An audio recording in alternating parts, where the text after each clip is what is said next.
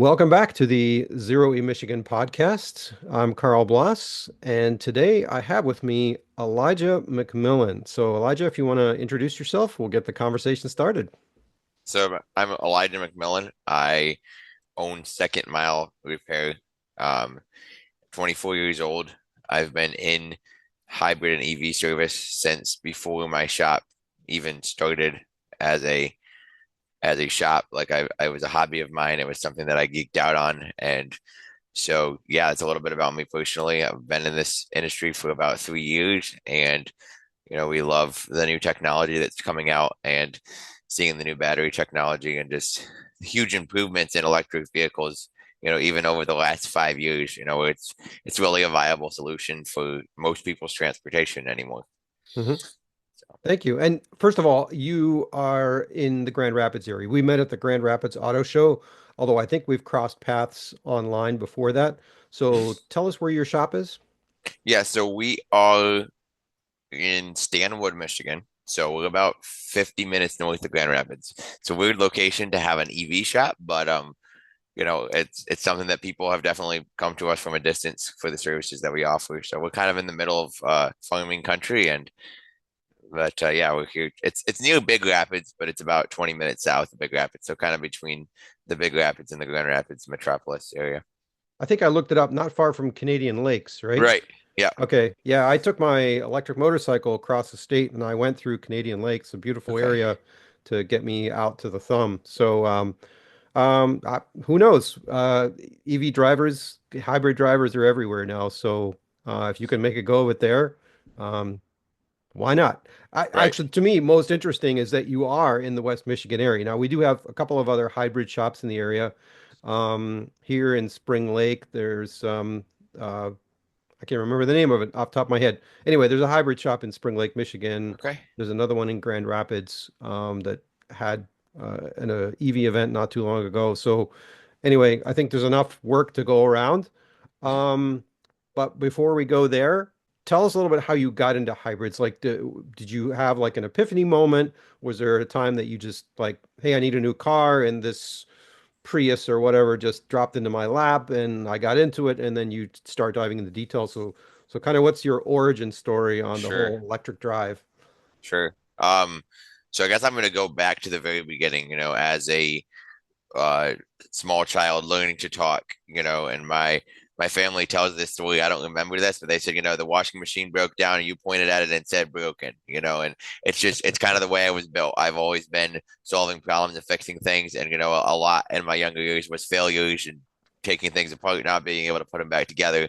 But that's kind of how I became interested in cars. I did small engines, and I've always just tinkered with everything, fixed everything. And as shucks, I don't know, late teen years, mom needed a car, and I was like scrolling Craigslist, and there was this a black Gen 2 Prius, and it said $500 needs a battery, and I was like, man, $500, like how hard can it be to change a Prius battery, and I've always had this mentality of just I can do it, like I will figure out a way to do it, and that's pretty much always been true. And so, we ended up going up there and test driving the car, and it had lights on the dash and whatever because the battery wasn't really doing its job, and took that battery out and did some testing and ended up rebuilding it instead of replacing it.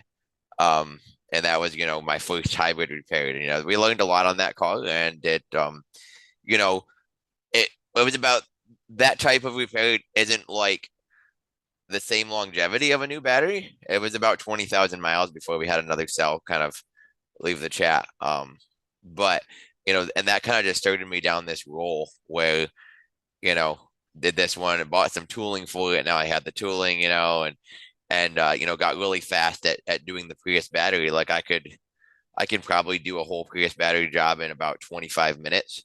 And if you've ever taken, you've seen the way that battery sits, like it's under the kind of under the back seats in the car. And I've been in places where I've had an opportunity to watch dealer technicians do it. And like, I'm like, man, I would love to have an opportunity to race these guys just because we pulled one for a client, out of a client's car last winter, and I had a friend time it, and I knew exactly what tools I needed. The car is fully put together, and we had 10 minutes and 36 seconds till the battery was out of the car and ready to go on the bench and get torn apart and you repaired internally. And so that, it just in that first Prius, we had we had to pull the battery like 4 times to get it right because I was really studying and learning and it just, you don't just get something right the first time usually when you're Sure, so you're exploring, right? right. Yeah. And so I pulled it so many times that I just got every bolt and every fastener and every, clip and every wiring connector, down to a point where, that it's still one of my favorite jobs to do. And we don't get to do as many of them now because the newer Priuses, they don't fail as much. But it's just something I still love doing. It's like, oh, I get to do a Prius battery today because it's just like muscle memory. But the principle is the same on EVs. So first of all, I want to say, me guessing that it was, a Prius, that was a total shot in the dark. We didn't talk about this before, um, but but I've also seen the same kind of repair that needed to be done on, let's say, an older Tesla Model S pack, where the battery pack has to come out, and of course, what the dealer wants to do is they want to put a brand new pack in it for large chunk of money, and that's the thing that, the anti-EV crowd tends to latch onto sometimes and say, Yes. well, gee, if this battery is toast, then, you're going to need a new battery and it's, more than what the worth of the car is. But the reality is these battery packs are made up of individual cells or pouches and things like that. And somebody like you who has the time and the skills to figure out and or can take the time to pull out the individual cells and say, well, this module or this individual cell is bad, and I've got some new ones that I can get from the junkyard or wherever, put this thing back together, and somebody's got a pack for way less money, can get this vehicle going again for way less money than a new pack.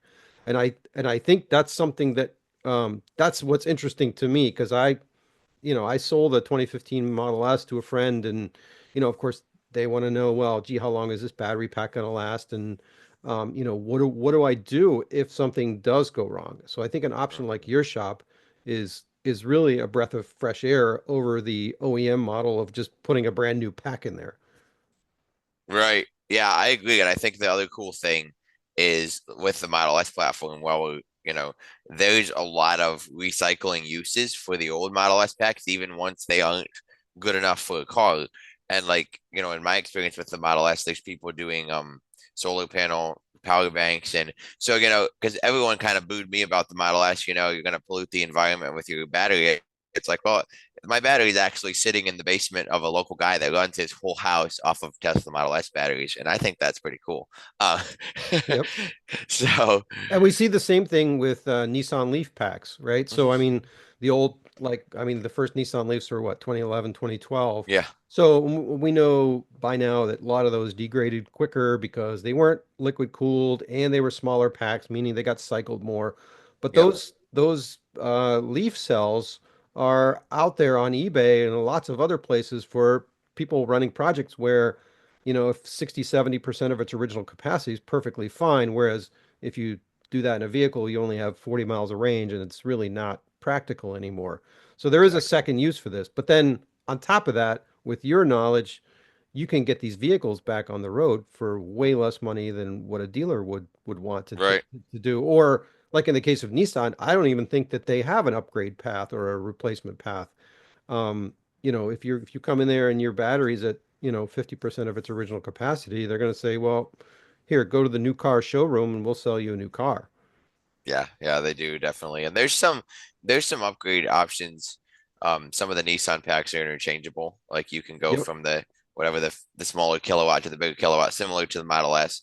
Um, but you're right, yeah, that they're a dealer model is primarily just to sell you a new car anyway. And so it's a little different with Tesla, but similar, yeah.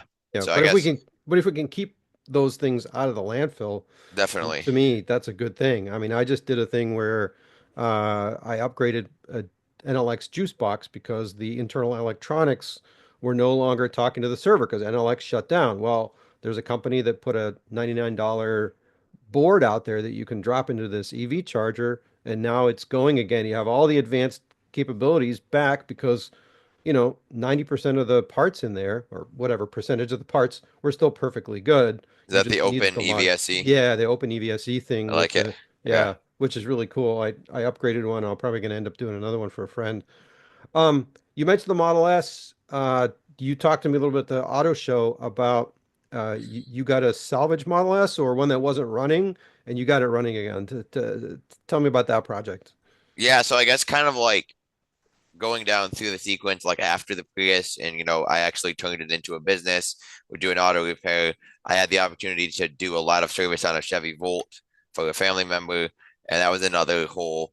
I mean, the Volt is a difficult platform, but it definitely has shaped my skill set here. And then, it's always been on my list to get a Tesla.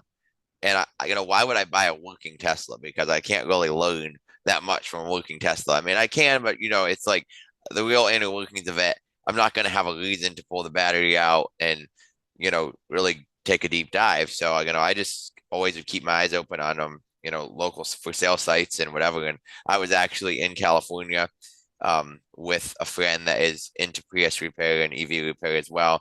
And I popped across this Model S and I was like, man, I can't believe I'm not in Michigan right now. I need to buy this car. And texted a few buddies, can you pick this car up for me? And kind of nothing really worked out, but the car was still available when I got back to Michigan. And not moving. It was a 60 car, so pretty small battery pack. And ended up going and picking it up and putting it on a trailer and just kind of same thing I did with the Prius, only it was a lot more expensive. But I have to know how this car works. And there's it's certainly rewarding. So And after we you got it, got it going, right? You yeah, yeah. In the end, I did get it going. So I pulled the 60K pack, and started going down the route of repairing that, and it had water intrusion in it, which is really common with the early Model S packs because they have the pyro fuse cover is on top of the battery, where on the older or the newer ones it's on the bottom.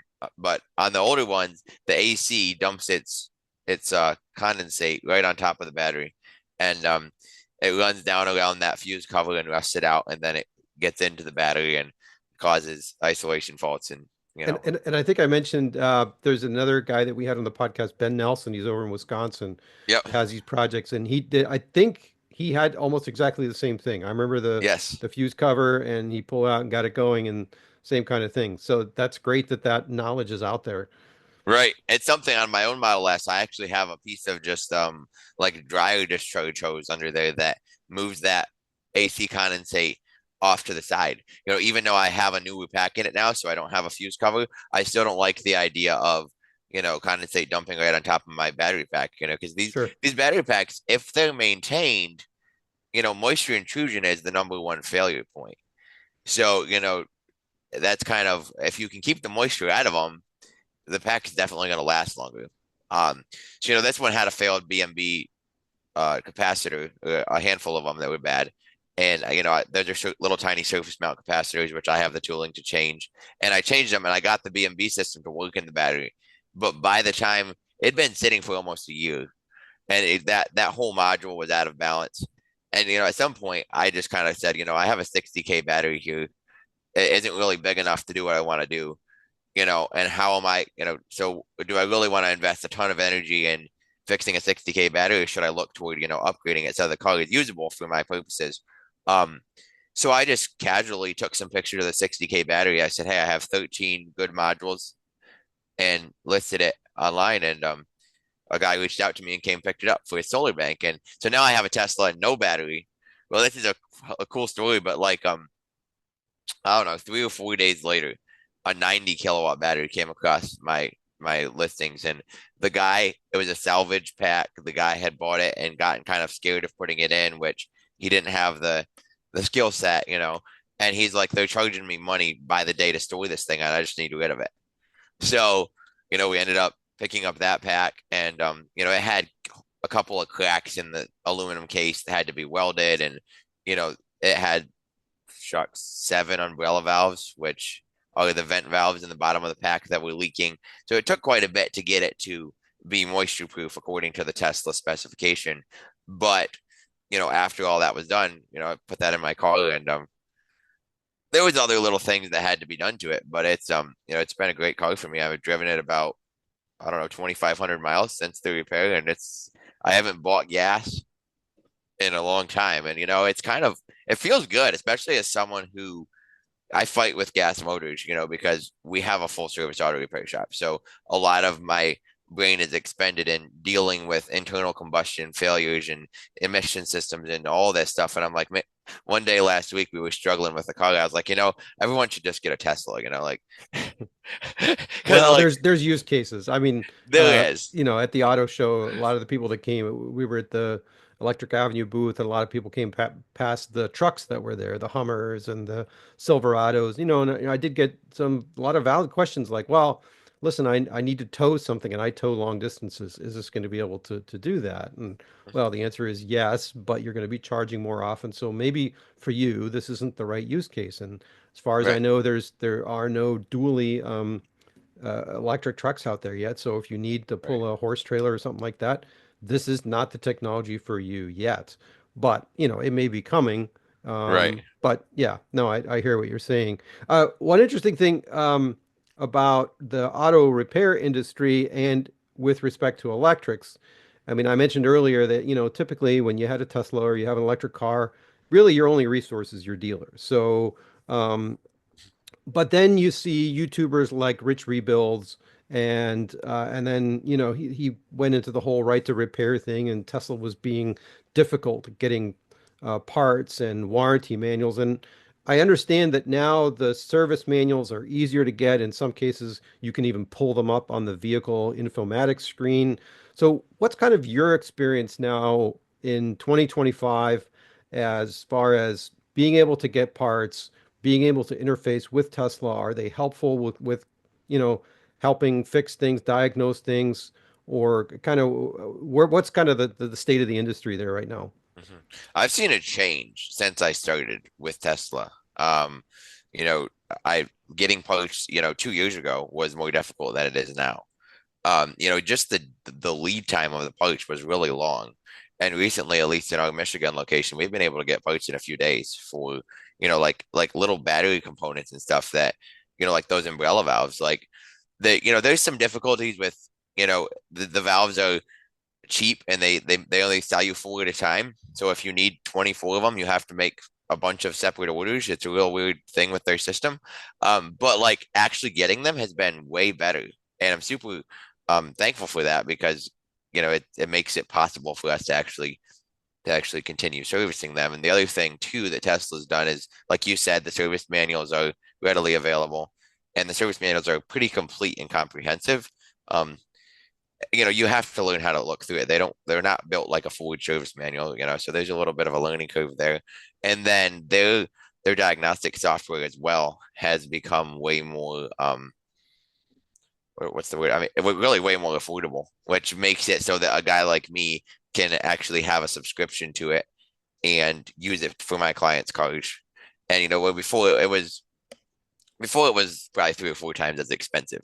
So before you really have to have like a lot of Tesla use cases to justify the cost, now it's better, significantly better. And so I've seen, and that's kind of where it has to go because as there's more Teslas on the road, um, we all know if you schedule an appointment at Tesla service, you're 3 or 4 weeks out at least. So there's that variable, and then there's a need for things like some of these aftermarket quality upgrades, like with the original Model S, like doing the LDU coolant delete or adding adjustable camber arms to the rear, to change the tire wearing, because we all know EVs are a little hard on tires, and you change the alignment angles a little bit in the rear end, and you can improve that.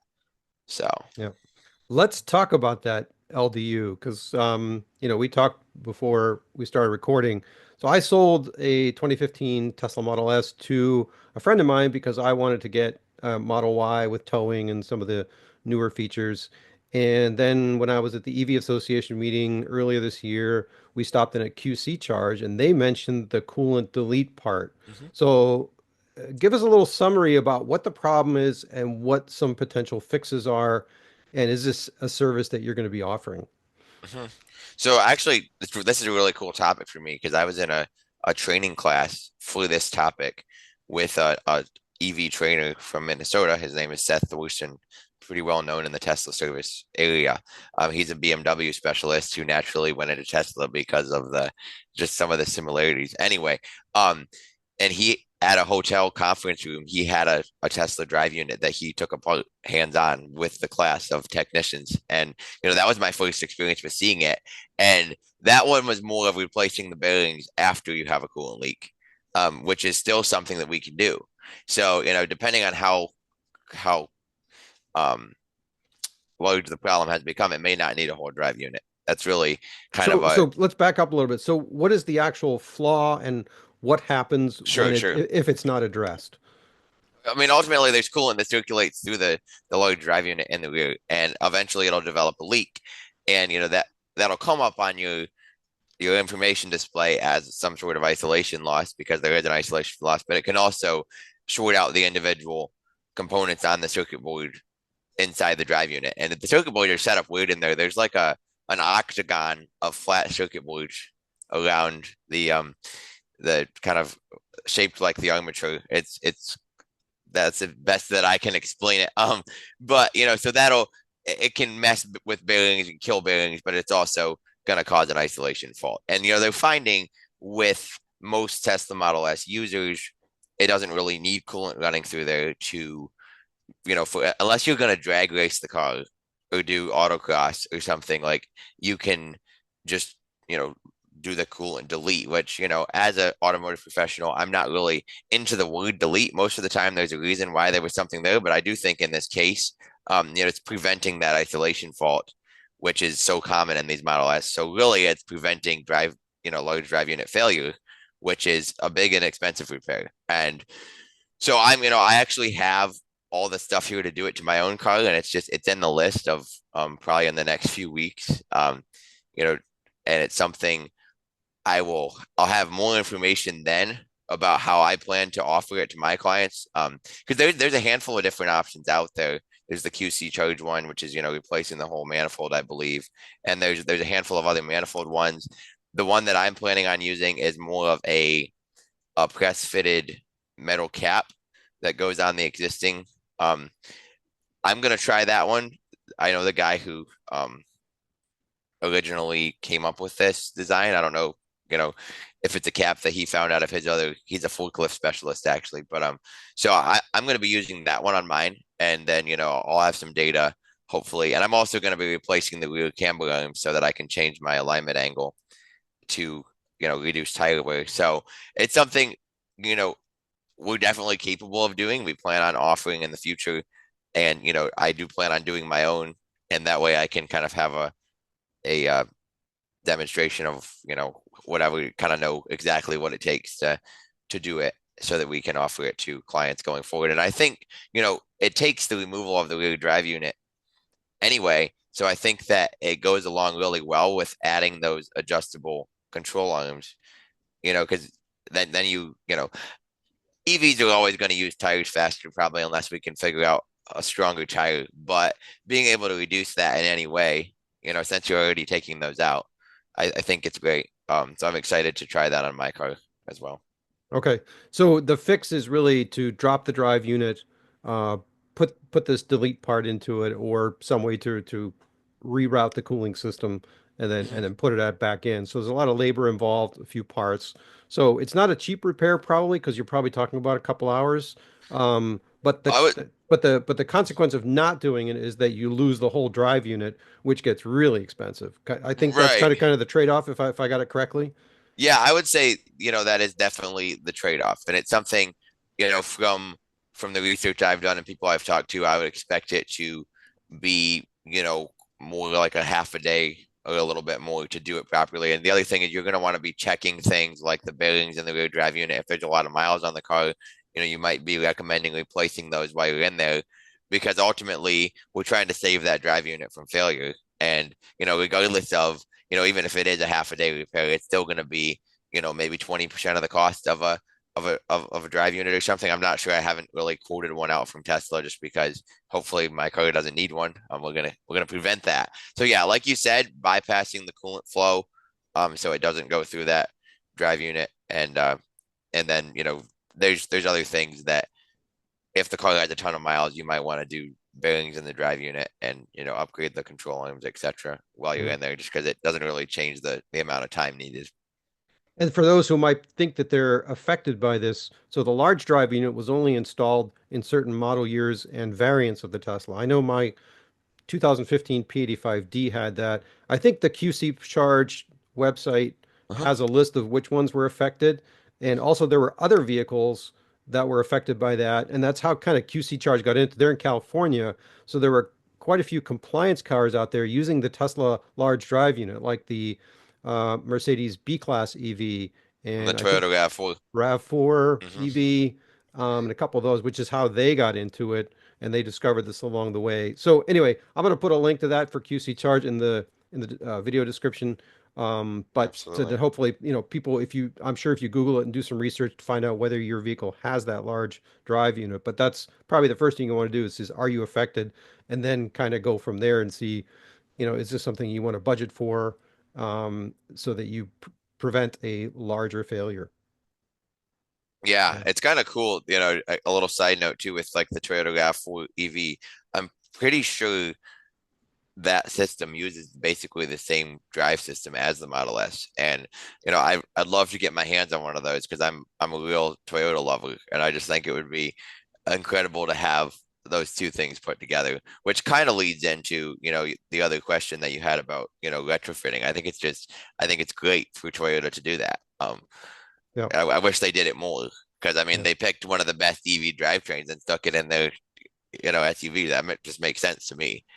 Well, So, it's kind of funny what's happening in the industry now is that we're getting some non-traditional players coming into the kind of bigger classic OEMs. Like, at the auto show, you see that the Honda Prologue and the Acura equivalent of that now have GM drive units, right? Who'd have thunk yeah. it, right? Right, In the past, it was a little bit, it was kind of reversed. You had the Geo Metro had, I think, a Suzuki drivetrain. right. And And the Pontiac Vibe was a Toyota drivetrain.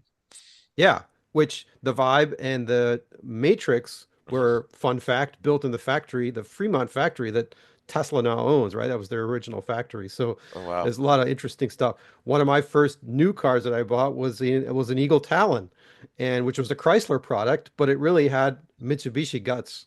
So Yeah. anyway, it's kind of fun to see this EV retrofit project. So we're seeing some of the classic cars being retrofitted with EVs. And I know for some purists, that's kind of an outrage.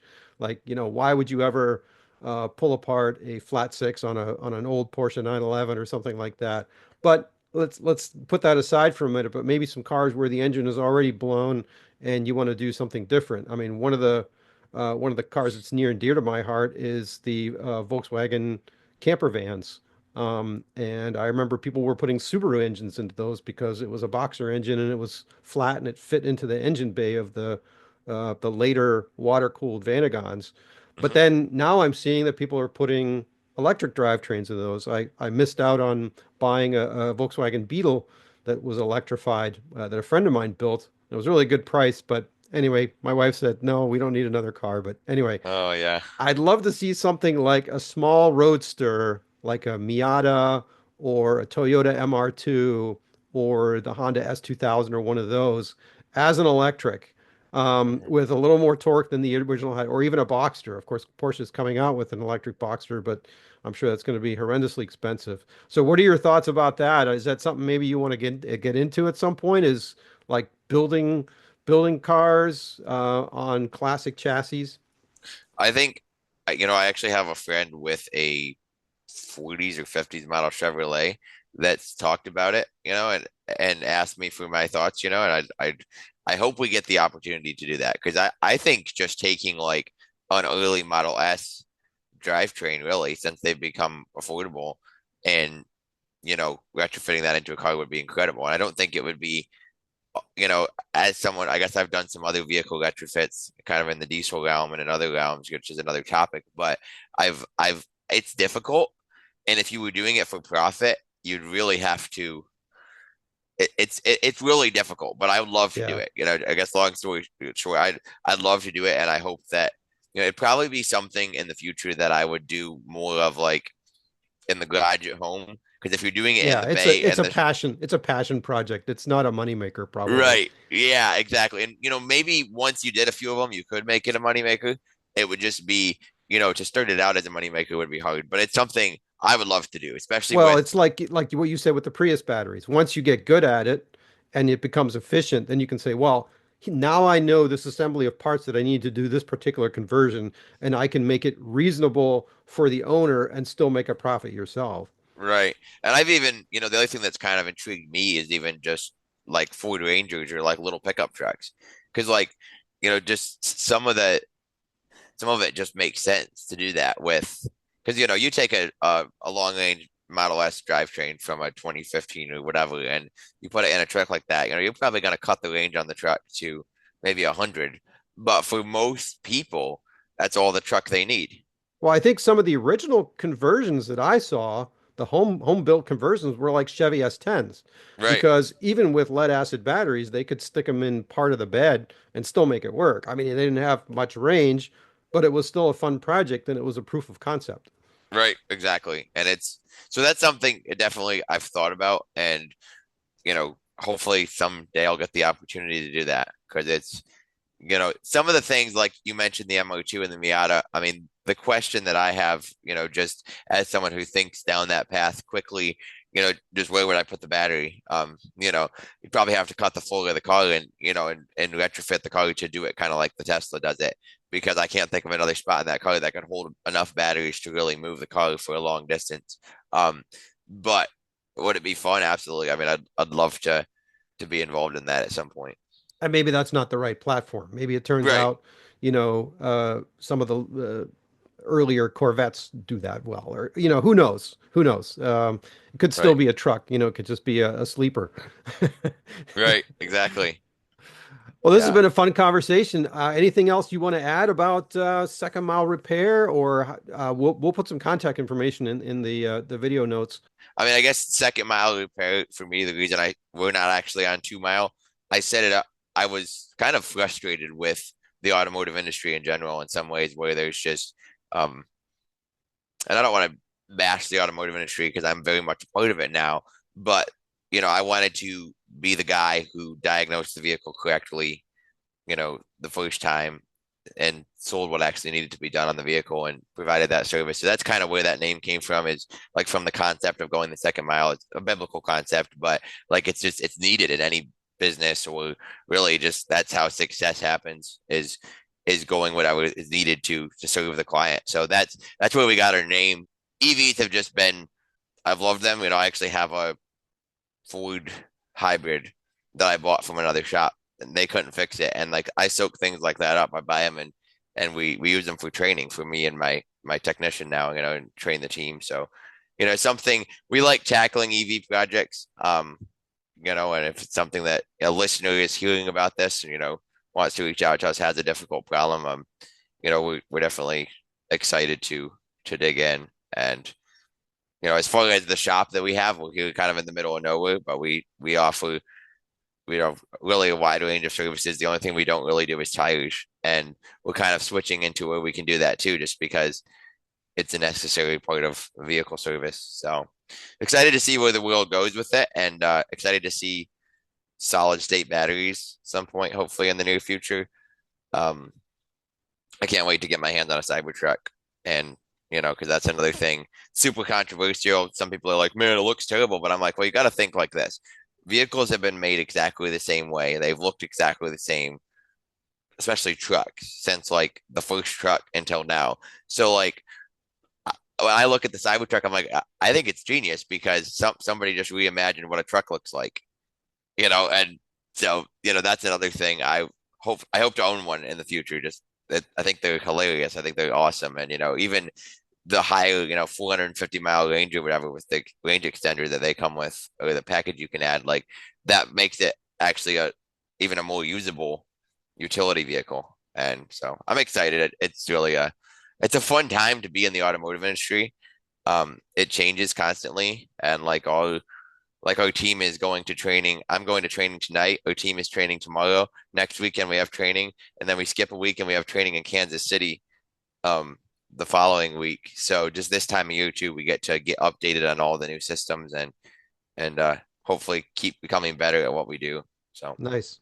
mhm. Go to Joe's Barbecue. So the picture behind me here is at the Tesla Kansas City Service Center back Okay. when I bought my vehicle there. Um, Mhm. anyway, it's a fun place to be, and there's a really good community there as well as far as EV folks.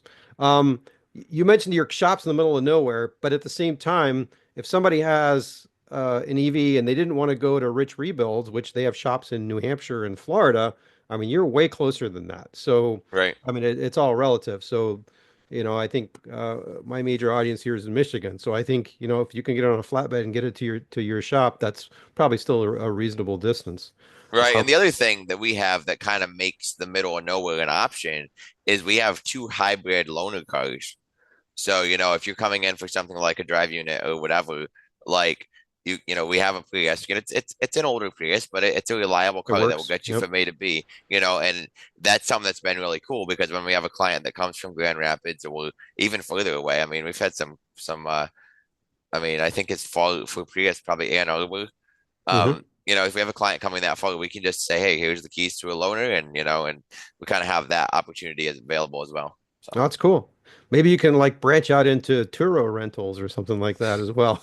I I've re thought about it. we rented a Turo hybrid when we were in Florida recently. It worked out great. It's like 50 miles to the gallon. Charging infrastructure wasn't there where we were renting. So anyway, your shop, I think it's a great location for those of us that are nearby. Mhm.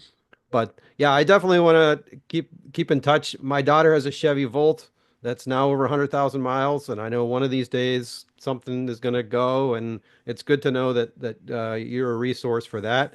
And also, I'll put a bug in your ear. My son is going to be graduating from college here in May, and he's going to need a car, and so I've already started looking. So if you run across one that you've fixed up and you need a home for it, Is he let's get looking in touch. hybrid Yeah. or is he looking for hybrid or EV or I was kind of thinking a plug-in hybrid, which is what my okay? daughter had with the Volt, which it worked out well because initially she was in college housing where she had essentially free charging because the utilities were included.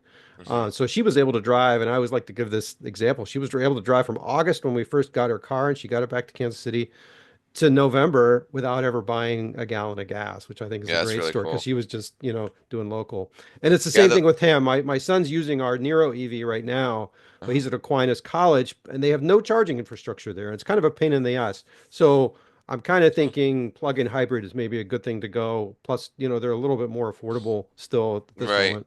Does your daughter have the Gen 2 Volt or the Nope, original Gen Volt? 1. We got the Okay. 2015, the last of the Gen 1s. Okay. Uh-huh. Yeah. There's definitely one of the better plug-in hybrids to date. We had one Volt with almost 300,000 miles that we put a battery in for a client. And so Wow. there's some neat Volt stories out there.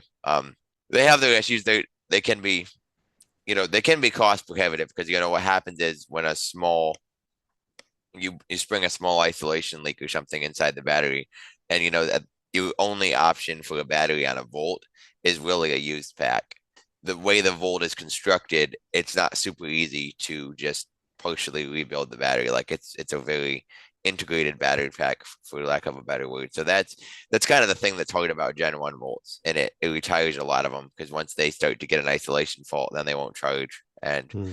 but I have family that drives them, and I've there's some really neat modifications that can be done to the Gen 1 Volt too. Well, if something happens to my daughters, I'll give you a first refusal on it. If as something to learn on, if until she gets something new. Thanks for being part of this, and yeah, hopefully you can connect with some additional customers through this. And I just think it's great that we have yet another resource for keeping our EVs on the road and out of the landfills. So Definitely. I'm excited too for the some of the meetups and stuff that you guys do. I want to bring my yeah, Tesla and kind of get involved there, and as absolutely. because as the industry transitions, we want to be able to transition into offering a good third party alternative to the dealer. And whether that's, it'll probably be slightly more affordable, but also just having options to get them in faster and not be waiting 3 months to get a service completed, or Yeah, doing things like the rotor, the coolant delete, like where the dealer doesn't do that. They just put drive units in, drive units and drive units and drive units, and if you hear about a Model S that has a lot of miles on it, it's had multiple drive units usually. So, right.